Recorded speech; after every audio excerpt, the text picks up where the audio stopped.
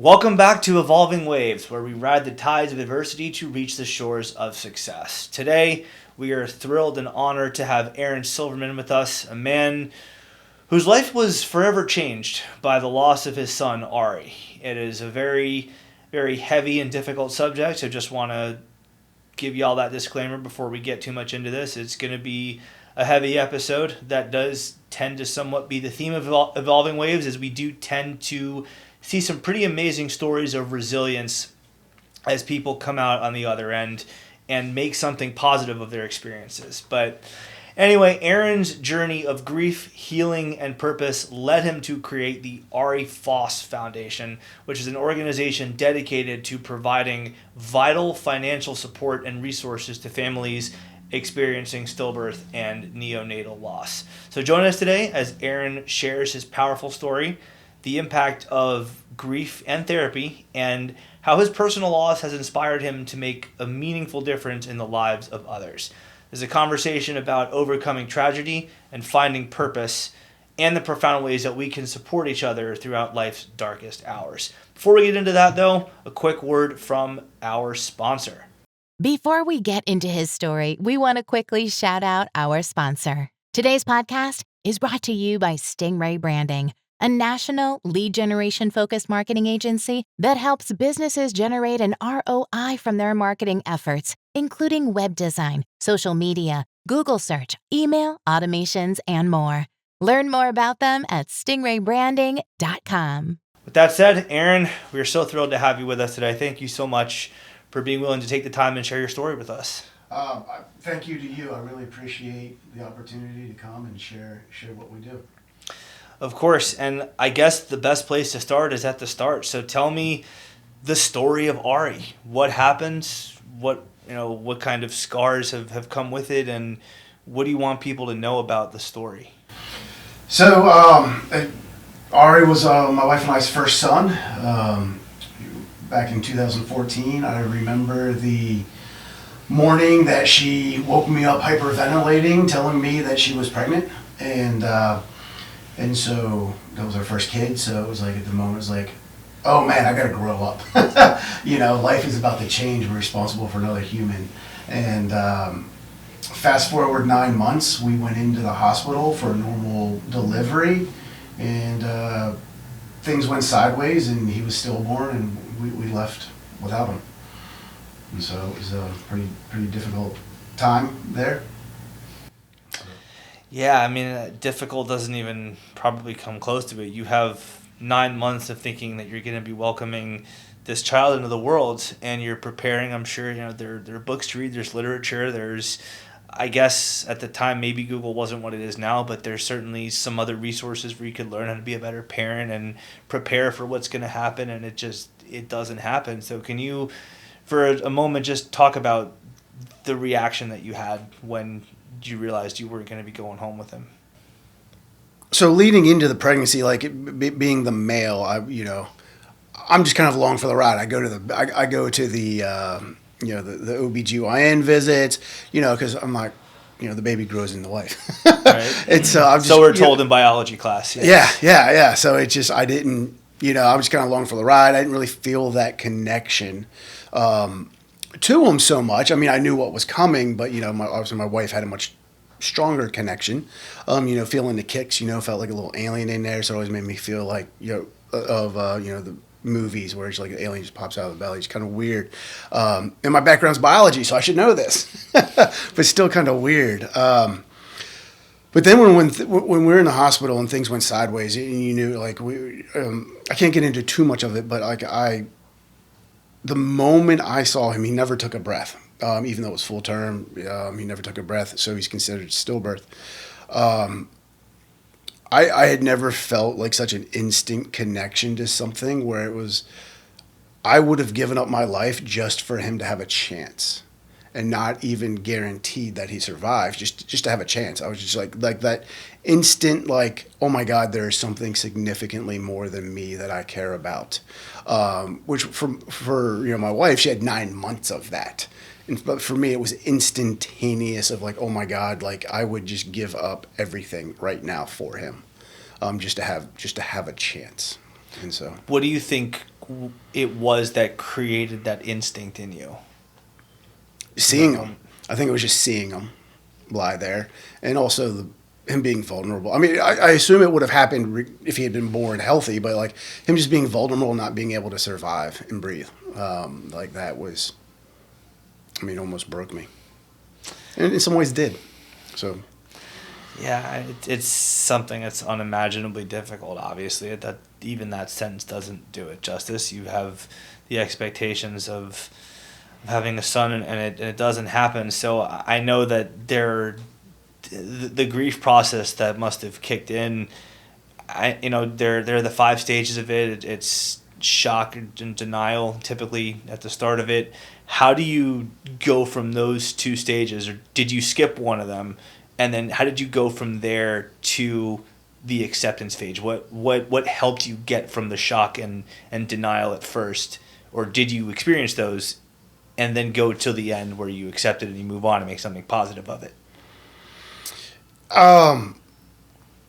Leaving the hospital without him. So I really can't say that me personally went through stages of shock, denial, acceptance, because we left the hospital without him. Like, so there was no, like, so it's kind of... You accepted it immediately. Yeah, because we left without him. Right. And so, I mean, that was, heart-wrenching is an understatement. And so, and it took a long time to find, like, the new normal, because life changed. Like, nothing was ever going to be the same again. And so, I mean, it took years to get to the point where life was more of a roller coaster. So I guess it's just better to equate, like, I was always up and down for the longest time, because if I had a good moment, I felt guilty that I was having a good moment, that I should still be grieving because my son had passed. I mean, I'm talking like 2-3 years down the road. Even it was before my daughter was born, but because we now have 2 healthy children at home, a daughter and a son.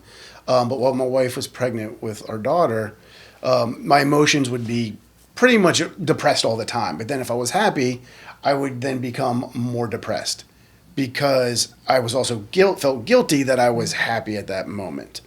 And then when we were pregnant with Haley, our daughter, someone recommended to me, he's like, do you want to be going through this roller coaster of emotions all the time? And I was like, is this what you want for your daughter to come into? And I was like, no. I mean, like, I'm very thankful that person was blunt, and honest with their feedback to me. So I went and started therapy. Many years of therapy. Well, not many, like 2 or 3 years. I don't remember the exact amount, but she was wonderful. Learned many things, but the most important one I learned from was both and. That I could be both happy and sad at the same time. And so I like to equate it to, are you a Marvel fan? Like, yeah. DC, you know who the Hulk is? And then one of the later movies, he was just the Hulk, and he's green, but he was normal. Like normal demeanor. He wasn't angry. And he asked, like, well, how can you do both? And he's like, well, the trick is I'm now always angry. So I can now be, my normal self and be the Hulk. And so that's kind of what I equate it to now, is like, there's always, now always have an underlying sadness, but I can also be happy at the same time and enjoy it. And I remember the very first time I was happy without feeling guilt. Don't remember the year. That's the challenge. It was either 2020 or 2021. The reason why is because it was COVID, and I was creating, building things for an outdoor Halloween thing for our kids. And I like working with my hands. I like building things. And I remember thinking, like, I'm truly happy, at peace while building this. And I thought, why am I not feeling guilty or sad at the same time? And it was just like, this is really cool. Like, it was the first time since July 30th, 2014 that I had been, like, truly happy. And I had 2 other kids born since then. But it was always that struggle, but that was the first time where it was like, wow, this is really nice. And so we'll say 2020, because that was Halloween was the first one. So at least 6 years to get to a sense of normalcy. Yeah, it's not something that you get over overnight. I can't even put myself in that position. I can't put myself in those shoes, and I even know that. So that's, as you said, a roller coaster event. So how would you say that therapy helped you get over, or not get over, but get through this devastation? What was it that they taught you? What trick did they pass on to you? It was the both and thing. That's really what did it for me. There's a lot of other things that we talked about in there as well. Some of them I don't want to get into. And so, but the both and was, that both and saved my life. So it would not, I don't want to say saved my life. I wasn't suicidal by any stretch of the imagination. But like my quality of life, I could, still stay married and be happy and have kids and have good relationships with them. And so like, that's what I mean, like by saving lives. So as you definitely fit the bill of this podcast, where we're looking for people who overcome some sort of adversity, in your case a pretty drastic and just devastating one. You overcome it to make something good happen out of it. Ari Foss Foundation. Tell me about that, how you decided to go about starting that, and exactly what it is that you guys do. So within South Carolina, legally Ari never existed because he never took a breath. And so you have to take a breath in order to get like a traditional death certificate, to be an actual legally person because of, by law. So essentially, like insurance, that was a weird thing because things were billed to Ari from the hospital, but he never existed. So the insurance company didn't know how to bill it. So it was very weird. And so I felt kind of like he was real. He was here. I was a dad for 9 months. Even though he wasn't born, I was still a dad. And I was like, I want his life to mean something. And so, and we thought about like, how can we do something here? And so looking back, when my wife left the hospital, she got a folder, like, just like a standard folder. On the left side was information about her health, like her physical health, things she had to do. On the right side of the folder were mental health resources, religious resources.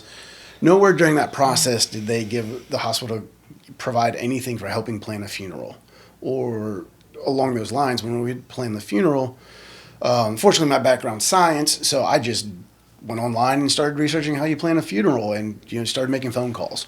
So I went from going back to the grieving thing. I kind of had to put grieving on pause to be able to plan the funeral. And so with the Ari Foss Foundation, our goal is to be in that folder with information on how to plan a funeral and how you can get help with that process. And so that's where it was born from. That idea was exactly what my wife and I went through in that 48 hours after we lost Ari. So I've definitely got some follow-ups to that, but first, where does the name Foss come from? Because your last name is Silverman, so why is it the Ari Foss Foundation? Cast path. So that's one of the poems that kind of shaped my life, and so he's named after. Middle name came from the author of the Cast Path. Gotcha. Okay, so yes, there's definitely an eternal life that's living on through your foundation with Ari. Even though, as you said, he never took a breath, his legacy, his life will mean something because of what it is that you're doing. So you start making phone calls, you want to do something great, that's awesome. There's a big difference between people who want to do something because they have an idea or passion even behind it, and making it happen. So what were some of the logistical hurdles that you had to face and then overcome to be able to make the Ari Foss Foundation more than just a thought in your head? So the Ari Foss Foundation is structured to be at the point of when things happen. And so that means we had to work with hospitals to have our information given to the families at that time. And so we started having the thoughts of the Ari Foss Foundation, initial thoughts while Laura was pregnant with Haley, our daughter. And so Haley and our other son were born at MUSC. And we had the same, in going through that process, talking with the doctor, I was like, hey, does MUSC have anything around what we want to do? And he's like, at this time, no, we don't. I was like, hey, when we get this up, and this is 2015, and I was like, is this something we can look at potentially working with MUSC? And he said, we'll see, like when it's ready, let me know, and I'll run it by the people here and see what we can do. I run the Ari Foss Foundation as a volunteer because Ari's my son. I have a full-time job, a company that I run. And so, having a kid, growing that company, then having another kid, things kind of got delayed. Because initially what we wanted to do was build education, but building out an education platform takes time. Sure. So around early 2023, so now we're fast forwarding a few years, Ari Foss Foundation was officially created in 2015. And I was told it was going to be very expensive to create a 501c3. You got to get lawyers involved, blah, blah, blah. It's going to be a lot of money. So I started to GoFundMe with some family and friends to get this off the ground back in 2015. We got some money, not nearly what I was told we would need. So again, my background's science, so I did what you do. I started researching it. I found this IRS document where if you answered no to these 50 questions, it's just like a filing fee of a few $100, and you're a 501c3. Essentially, we were too small for them to care about. And so we paid the filing fee, and that's how we became an official 501c3 in 2015. Relatively easy. We did that, got the EIN with the federal government, opened a bank account, and that money from the GoFundMe was just sitting there.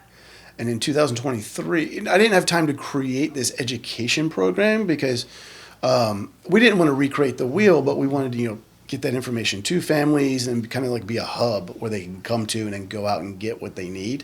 But again, it just took time. Now I have 2 kids, a company that's doing okay. And I was like, let's just start paying for funerals because we wanted to grow into paying for funerals. It was going to be we're going to educate and then start paying. We were like, let's flip that now. Let's just start paying. I'm tired of having $5,000 sit in this account and not do anything with it. So I approached Dr. Goudier. I can say his name because he's on our board at MUSC. He went and talked to people at MUSC. By now, MUSC has a palliative care program, and they actually have someone who helps families do this. Now, Ari was not lost at MUSC. He did not. He was at a different hospital. But now MUSC has a bereavement coordinator. And so Dr. Goudier got us in touch with the palliative care program, and we had a meeting with the palliative care team, and they said, sure, let's see how this will work. We didn't have a brochure. The website was out of date. We did it on a piece of paper. They actually were in between bereavement coordinators, and then they hired the new one. And in 2003, we helped pay for 4 cremations / funerals, 2 of each. And then she's kind of grown from there, being at MUSC. And so that relationship with MUSC was pretty vital to what we do. Not pretty. Very was. vital. Very. Yeah. So yeah, definitely some natural and organic collaborations with MUSC. Also Roper St. Francis. Yes. Yep. We expanded to Roper St. Francis in last year, 2024. So. Okay. Very nice. So we talked off air about this. I do think it's worth bringing on air for everyone else to hear. So, and this goes to show the true altruism and benevolence behind what you're doing here. You're Jewish, as am I. Mm-hmm. Jews don't really believe in cremation, yet you help with that. And it would be one thing. It would be, I guess, special enough in its own way if you helped fellow Jews, or not even just Jews, just people who wanted to provide burials. You also provide a service that's not in the scope of belief. It's not what you did, it's not what you personally believe in, but it's something that is helping other people do, I guess, what you did in terms of going forward from a terrible situation in their own way, even if it's not one that you agreed with. Why was that so important to you? So when we lost Ari, someone did a meal train for us, like where people come to your house and they bring food and have dinner. I was very much against it. I wanted to crawl into our hole and not see anyone.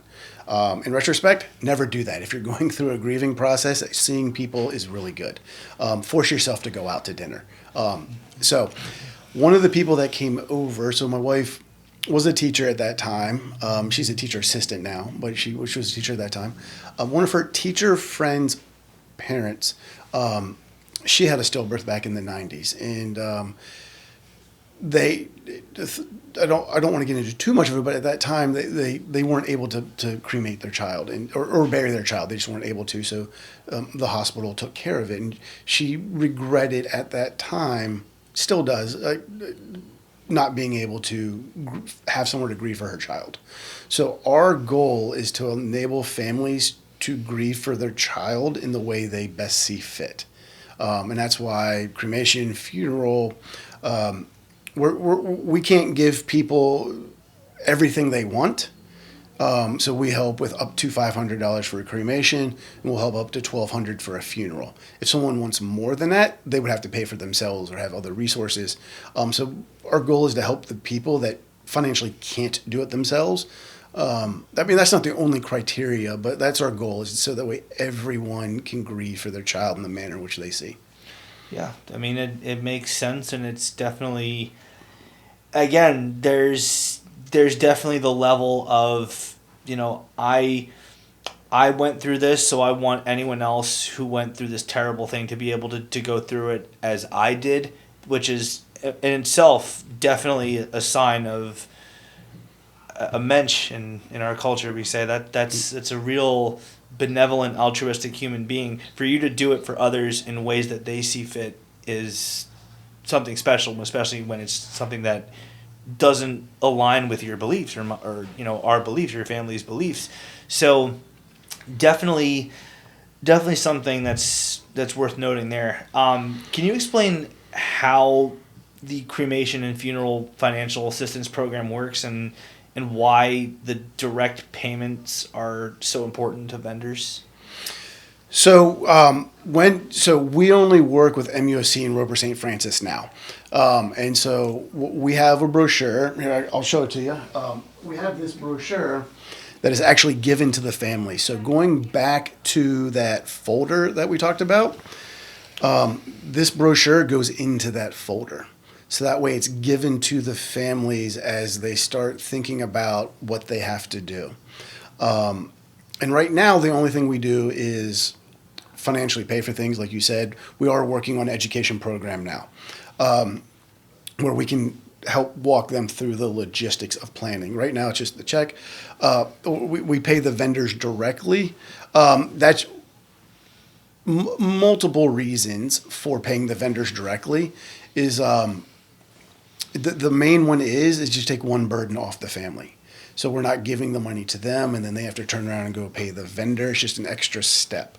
And so we pay the vendors directly, so that way it helps ease the process for the families. And also, too, it guarantees to the vendor that they're getting paid. So it makes sense. Yeah, obviously there needs to be some exchange of payment for service. So the foundation also offers education and support. There's the financial aspect, which is huge. The way of taking care of these families mentally is also something that's been very important for y'all. So can you talk a little bit more about the kinds of resources that have been available to these people who are going through this? So we are on the very beginning stages of the education program. We actually just got a grant for that last month, and we're building it out. So I mentioned earlier, the goal was never to recreate the wheel. So the first part will be, and we'll have another brochure that looks like this, but so that way families get two brochures. It'll be like, here's some things to think about as you plan the funeral. Here are your steps on the funeral. So that'll be the very basic version of the education. And then as far as support, we want to be able to link to local nonprofits where they can go and get some of those resources. Some nonprofits will meet in person. There's some online, like Facebook groups that people can go. It's not a nonprofit, it's just a group that meets and talks. And then there's also some national resources that will build out into that. There's books that I read. My wife read some books, that helped us, and so we'll, make book recommendations and that kind of stuff as well. So one term I would definitely use to describe what you do is unique, I think, in several different ways. We talked about, obviously, the crux of what it is that you do. We talked about the different ways that you provide support and access to people. What else would you say that we have not already talked about helps make the Ari Foss Foundation unique? What is something specifically that people may not know off the bat that makes what you do unique? So so on the financial assistance piece, there's two things. The first is we're not asking families to look at other resources to see if they can pay. When I started my wife and I started the Ari Foss Foundation, I researched other organizations out there. The main one we found had an application that was like multiple pages long and asked like, have you tried a GoFundMe? Have you tried government resources? Have you tried asking family and friends? I went through the grieving process. I didn't want to ask for help. I wanted to crawl into that dark hole and never come out. My mom, she went and created a GoFundMe on her own to help us with the funeral expenses. And some of that also went to start the Ari Foss Foundation as well.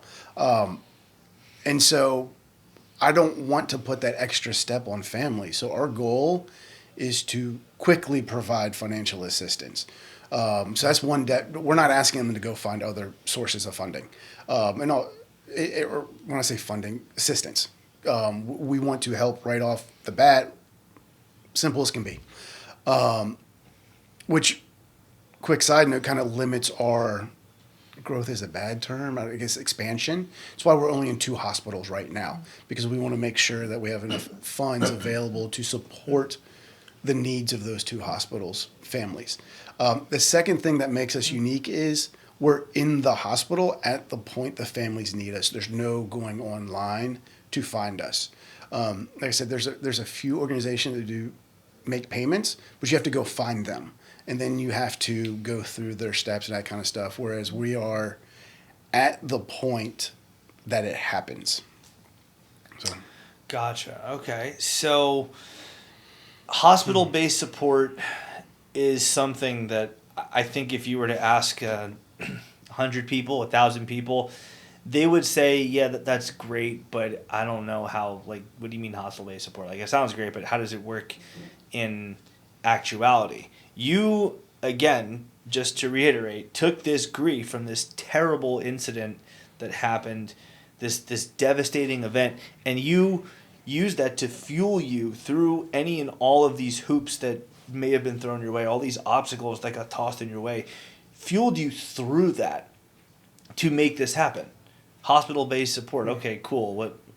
Oh, wait, it's real. It's the Ari Foss Foundation. What do you say to those who may be going through their own grief right now and they don't see the light at the end of the tunnel? They're just stuck in that, I want to crawl into that hole type of mentality. I don't want to see people, yeah, you say it's great, but you're not me. You don't know what it's like to be me, etc. They just have all these reasons and defense mechanisms for not being able to do something, which are legitimate because grief is a terrible thing that can shock you. But what do you say to these people who just don't know where to start moving forward? Go for a walk outside. Just go outside and go for a walk.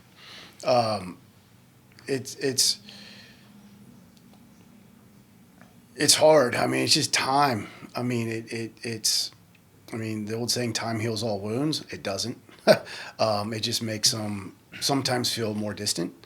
The first time I left the hospital was to get Laura, I don't know if I said her name, Laura, my wife, food. And I remember thinking, like, my world has stopped. It's shattered in pieces, and look at all these people go about their day like nothing happened, because nothing did happen to them. It happened to us. And that's why I wanted to crawl in dark holes, because like my world ended, and it just and we went. It's hard to come out of the dark hole once you're there. My wife and I kind of made our own little cocoon with very close friends and family, and it was very hard to come out of that and go do things again. And so there is no one size fits all. And if you're having trouble, I mean, I would just say go outside for a walk. Just The rays of sunshine can have some kind of magical effect, right? Yeah. They do. There's some science behind that. I'm not going to pretend. Yeah. You're the science guy, but I'm not going to pretend to know how that works. But there is something to that where the rays of sun hit you and they do have some kind of positive effect on your mental health. Is it really that simple? And obviously that's not going to fix everything, but in terms of getting you started, it's really that simple. Just go for a walk. You got to take one step, and so every journey starts with one step. So, I mean, that would be my recommendation for a starting point. Call someone and just talk, text. People like texting nowadays. I still prefer calling. But like text a friend and just say, hey, it's been a while. Just wanted to say hi. I mean, it's just little things. It's hard. And therapy is wonderful. If nothing else works, reach out to a therapist. My wife and I were very lucky in that the first therapist each one of us talked to was the right one. Yeah. And so if your first therapist doesn't work out, go to another one. Try a different one. And so I'm a huge advocate of therapy. But that's not a quick fix. That's not going to be a day or a week or a month. It is a process. Interesting that we're talking about therapy now, because one of our very soon to be guests on Evolving Waves, one of our near future guests, named Jonathan Bonsek. You're going to be hearing more about what he does in a couple weeks, in a couple months from now. We actually have 4 episodes out of that because there's so much there. But he is one of those people that says it's not what you want to hear, it's what you need to hear. But when you're in the state of grief and you're grieving through something, it's kind of hard to know that, isn't it? Because you want some validation that what you're going through is terrible. You want to hear something comforting, but there's nothing that's going to undo the terrible thing that's happened. So with that in mind, what makes someone the right therapist for you? How do you know if you have the right therapist?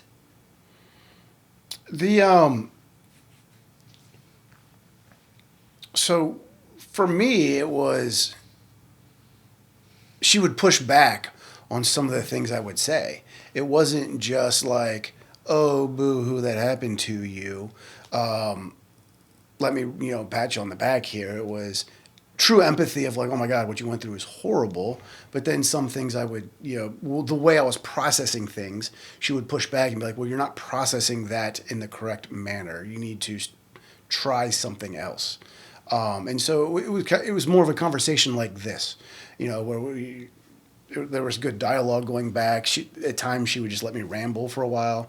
And so we just had a really good relationship of, I don't know. And also it was only one. I mean, who knows? Maybe it was horrible. I don't know. True. But for me, it was great. It worked for you. 100% yes. 100% yes. And so, but it was a good conversation. I felt comfortable speaking with her about things.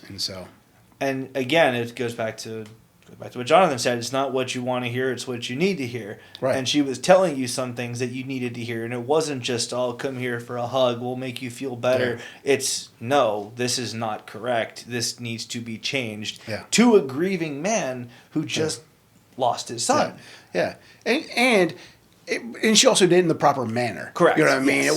It wasn't just as bedside abrupt manner. Yeah, it wasn't just as abrupt as you're wrong. Right. Change. It was like, There's how about if we reframe that and start looking at that? So there was definitely, really good thing, so.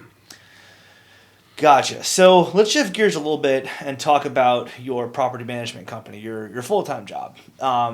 How would you say your personal experience with the Ari Foss Foundation and just the loss of Ari in general, how has it influenced your day-to-day life running your property management company, especially with working with people that you generally like? Yeah, so I've been before I lost Ari, it was I'm in business. I'm in business for whoever wants to do business with me. You have a property, we manage it. That was it. After losing Ari, I started looking at a lot of things. And then through some professional development on that side, I learned that I'm not in business to do business with everybody. I'm in it for my silo that I have that I'm good at. That's what I do. And I can say no to prospective clients. And so I actually sold half my company in 2016 just because that half wasn't working well for me. And so I got rid of the half, and then the half I kept, it was just a much better life with that work life. It wasn't impacting me in life. And so I've really been very intentional on trying to work with clients that I have a good relationship with. For example, once I hired a client. Oh, I'm sorry, client hired us. Things went to go well. As soon as we went to go start advertising and taking pictures, he just like kept talking about how the tenant is this enemy, and he wants them surveillanced and watched. And I was like, whoa, like the tenant is, you know, kind of our partner in this. They're the ones that pay your rent. They pay by that we can pay our bills. Like we have good relationships with tenants. And he was just like, no. I don't know if he was in the Army. I don't remember, but it's very much like a brr. And I was like, you know what? We're not a good fit. And so I terminated the management agreement that day and moved on, because it would have just been constant conflict of how we want tenants to enjoy the home they live in. You know, we actually call them residents. You know, it's not just a tenant, they're a resident, it's their home.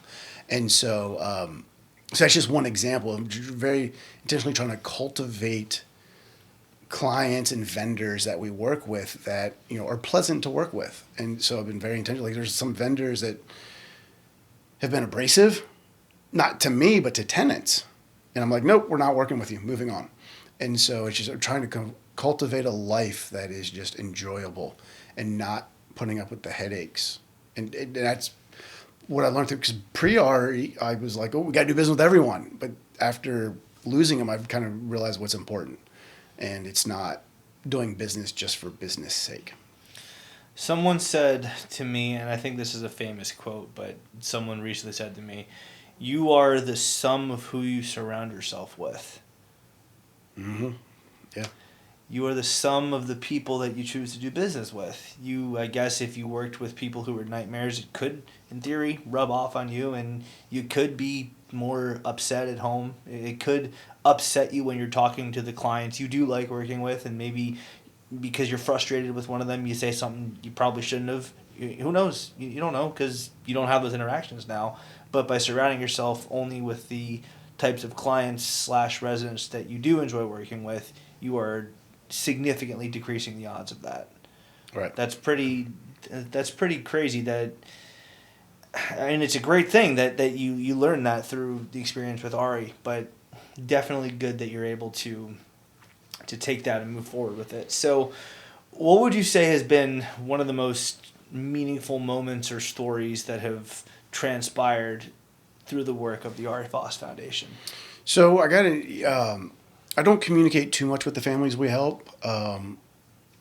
It's usually 99% of it's via email.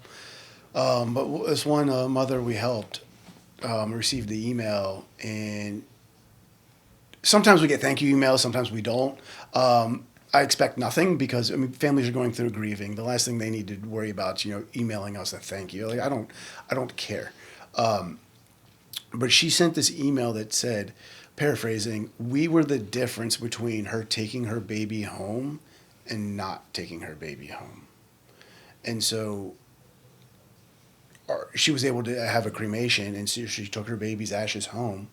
And if it wasn't for us, that baby would have been disposed of as medical waste. Medical waste. Mm-hmm. Yeah. Medical waste for a human being. Yeah. Well, because it was a fetus was stillborn. Potential human being. Yeah. Even if you want to use that phraseology, you're not going to get into that debate, but certainly a proto-person. Yeah. Yeah. Medical waste. Yeah. Yeah. That's crazy. That's... Yeah. And again, just to clarify, that's for stillbirths. Right. Stillbirths that never took a breath. So, nonetheless, it was in the womb for 9 months, and or 8.5 months, I guess. Well, it depends. So, stillbirth is defined as any fetal loss from 21 weeks till full term. Yeah. And so, I don't remember off the top of my head whether it was 22 weeks or 35 weeks. I don't know. So Gotcha. Okay. But nonetheless, it was developed enough that in other circumstances, at that point of development, could have survived outside the womb, should the circumstances of the DNA been a little bit different. That I don't know. I intentionally don't get into religious or legal aspects of what we Well, do. I'm not saying I'm not saying in a specific case. I'm saying Yeah. at 20 weeks or 22 weeks or whatever that number is, typically fetal viability, the fetus can in some circumstances survive. Potentially, yeah. That's what I'm saying. Yeah. So it's developed enough that Potentially, it's yeah. at that point, and it's at that point that they're being deemed medical waste. That's the part that's kind of Yeah. jarring my brain. Yeah. There's There's definitely a disconnect between. Yeah. right. So Yeah. So we're on the same page Yeah. on that. So on a more positive note, we'll end by talking about one of the ways that you're remembering Ari Foss, the first annual memorial walk, and tell us what you hope to achieve with this event in terms of awareness and support. So it's so on October 4th we're having our first large fundraiser slash I don't want to say tribute, but like memorial for the families that we've helped. So we're having a walk at Park Circle. Like I said, people can register and come walk. We're going to have a memorial making station. We're going to invite all of the families that we've helped to come at no cost registration for them, so they can make a memorial for their lost baby. But we're really leaning into the both and as well. Right. We can both remember the children that were lost, but also have a good time doing it. Like we're pretty close to securing a person to play some music during the event. We'll have some vendors there, like a face painting person. We're trying to get a bubble person there. We'll have some food trucks, and we'll have, like I said, you can walk and do walk around the circle. It's a 3-hour event, but you can walk one lap, you can walk no laps, kind of equate that to the grieving process. It's different for everybody. There is no like, here's how you grieve. And our walk's the same. You can come, you can just hang out, or you can come and do a walk around the loop, do 2 laps. If you were feeling real froggy, you can do 6 laps and do a 5K. 6 laps of the 5. I didn't even know that. Yeah. Lived here for a few years. Didn't even know the measurements of the perimeter or the circumference of that road.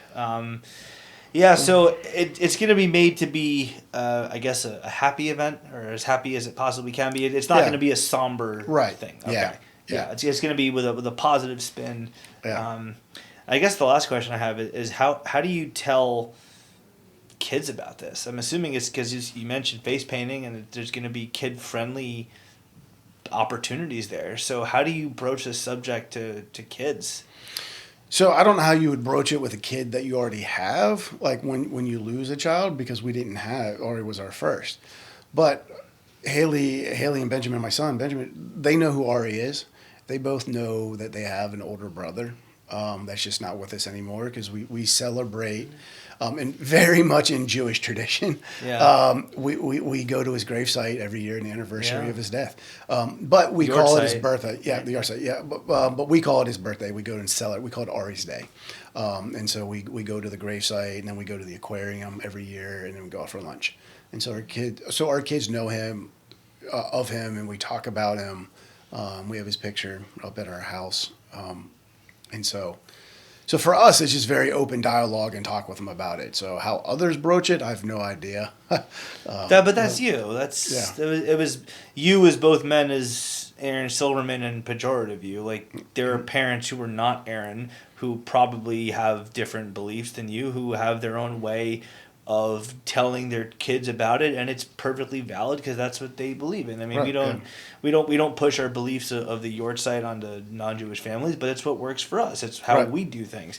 So, I mean, that I don't want to say beautiful, because it's a terrible thing to have to do, but it's a beautiful way to remember someone who is their older brother, who will live on forever. And I know that we both believe that there is an afterlife, and one day they'll be reunited with him, but for the time being, that's how they get to honor him in this life. So yeah, I mean, as we kind of wrap up and put a bow on the story, what else is there that we haven't talked about that you want out there? Because we covered a lot, but what is something else that you think people should know about anything about the grief process, about the science of stillborns, about how you broach the subject, about starting a foundation, about overcoming grief, any message that you want to send to anyone else out there, the floor is yours to do so.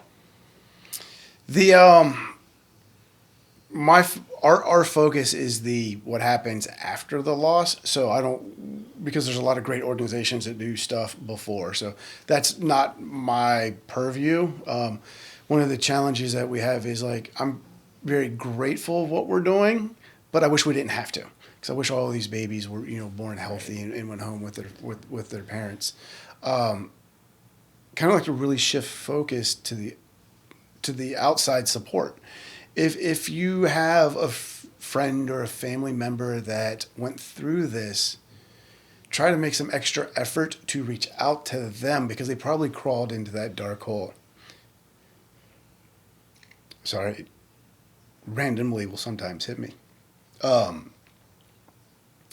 they need help coming out. And so calling them, and if you're not sure if you should ask them questions, or if they feel like talking, ask them. It's like, hey, do you want to talk about it? If they say yes, be that sounding board. If they say no, just say, okay, we're here. I'm here if you ever need anything.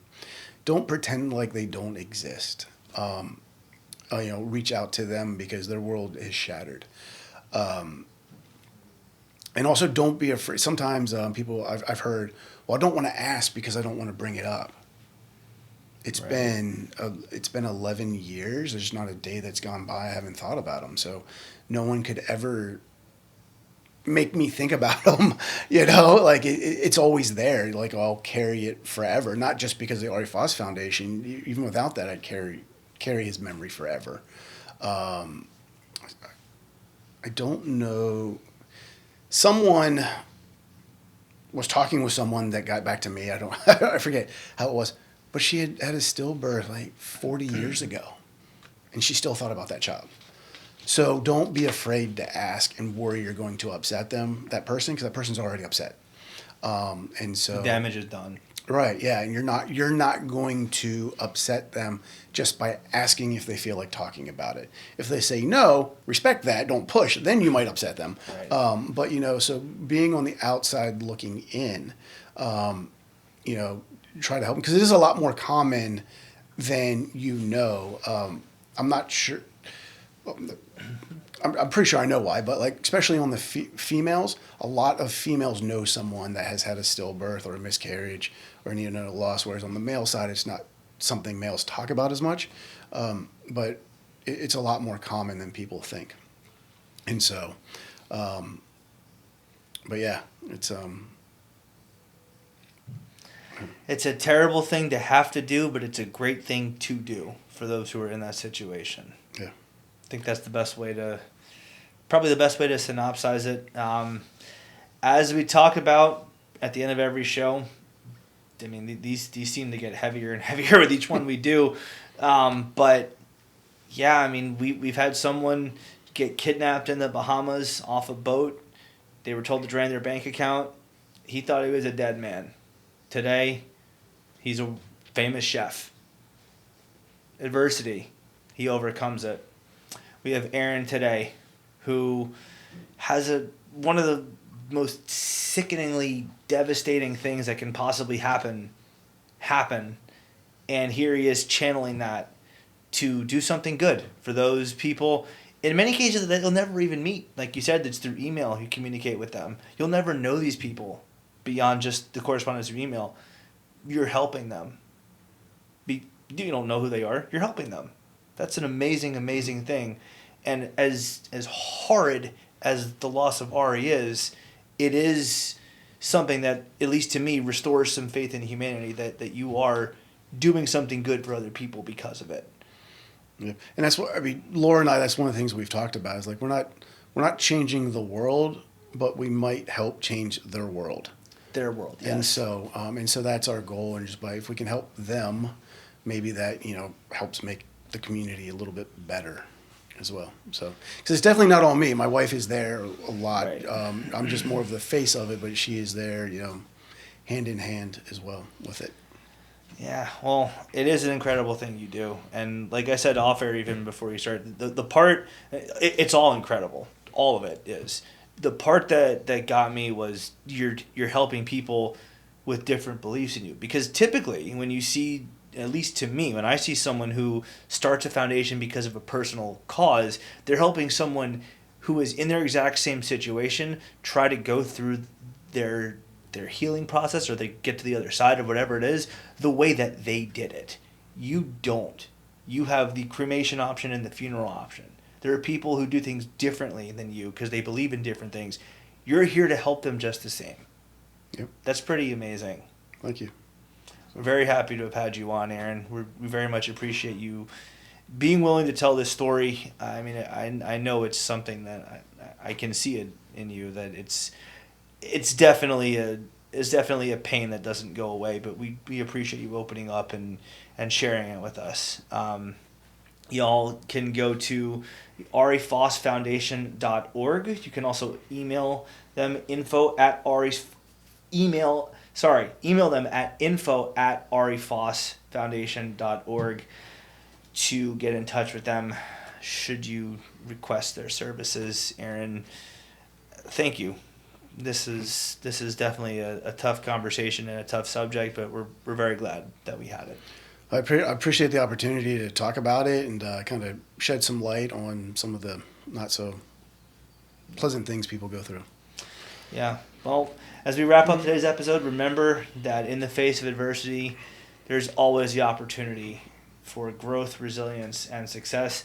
And if you don't believe me, just look at Aaron. Look at what he did with a terrible tragedy, and look at what he turned it into. It's something that will make sure that Ari's legacy will live on forever. Aaron, thank you so much. Thank you, Neil.